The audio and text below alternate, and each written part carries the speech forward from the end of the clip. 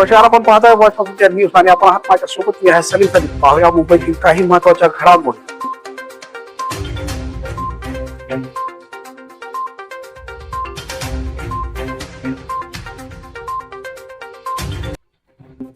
मुंबईतून एक मोठी बातमी. अदानी इलेक्ट्रिसिटीमधील 450 अधिकाऱ्यांवर गदा येण्याची शक्यता आहे. नमस्कार, मी निशात आणि आपण पाहतोय voice of India news. Adani electricity Mumbai लिमिटेडमधील 900 पैकी 450 अधिकाऱ्यांना कोणतीही पूर्वसूचना न देता टप्प्याटप्प्याने कामावरून काढले जाणार असल्याचा गंभीर आरोप अदानी इलेक्ट्रिसिटी ऑफिसर्स असोसिएशनने केला आहे. 1 सप्टेंबर 2026 पासून ही कारवाई होणार असल्याचा दावा संघटनेचा आहे. या अन्यायाविरोधात आज मुंबईच्या आझाद मैदानात कुटुंबासहित लाक्षणिक धरणे आंदोलन करण्यात येत आहे. जाऊया थेट आझाद मैदानात. आमचे प्रतिनिधी सलीम खतीब यांच्याकडे. आपल्या सोबत यावेळेस अडानी इलेक्ट्रिकल इंजिनियर्स असोसिएशनचे काही पदाधिकारी आहेत. अशी बातमी आहे की 900 पैकी 450 लोकांना फडक कारवाई करण्यात आलेली आणि त्यांना काढण्यात आलेलं आहे. त्याच विषयावर आपण सविस्तर जाणून घेऊया. आपल्यासोबत काही पदाधिकारी आहेत त्यांच्याशी. तर काय नेमकं प्रकरण आहे? अदानी इलेक्ट्रिसिटी मुंबई लिमिटेड ही मुंबई उपनगराला वीज वितरण करते, विजेचा पुरवठा करते.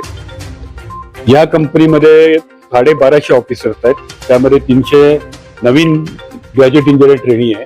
म्हणजे एकंदरीत 900 जे अधिकारी आहेत, जे अनुभवी आहेत, त्यापैकी 450 लोकांना 450 अधिकाऱ्यांना कंपनीने अचानक बोलून तुम्हाला आता तुमच्यासाठी काम नाही, तुम्हाला आता घरी बसावं लागेल असं सांगून त्यांना दडपशाहीने प्रेशर टाकून 1 सप्टेंबर पासून घरी बसण्यास सांगितलं होतं. वास्तविक हे अधिकारी आहेत, ह्या अधिकारी गेली 35 वर्ष, त्यातले काही 40 वर्ष हे कंपनीची मनापासून सेवा करतात आणि ही कंपनी मोठी करण्यामध्ये ह्या अधिकाऱ्यांचा फार मोठा सिंहाचा वाटा आहे. आज ह्या अधिकाऱ्यांनी ह्या कंपनीचं भारतातली सगळ्यात नंबर 1 ची वीज वितरण करणारी कंपनी अशी आहे. या 2-3 वर्षामध्ये या कंपनीने जवळजवळ 200 कोटीची रिकव्हरी केली आहे, जी कधी स्वप्नातही कंपनीने विचार केला नव्हता. कंपनीचा जो सिस्टीम लॉस आहे तो 12% होता, तो 4% वरती आणला. त्यामुळे करोडो रुपये कंपनीचा फायदा झाला.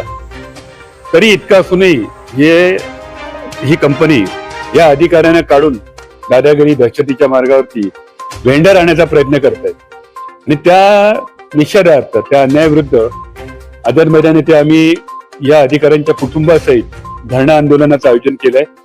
सकाळी उद्या मंगळवार दिनांक 25 रोजी सकाळी 10 ते 6 वेळेत धरणं आंदोलन होणार आहे.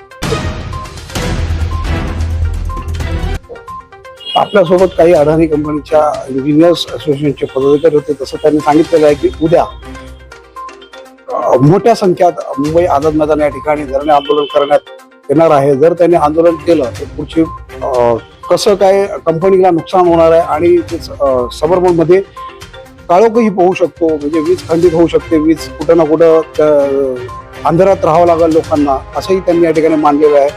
पाहण्यासारखं आहे की सरकार किंवा अडाणी या विषयावर काय निर्णय घेते. कॅमेरामॅन प्रियंका संघ, मुंबईहून व्हॉइस ऑफ इंडिया न्यूजसाठी सलीम खतीब.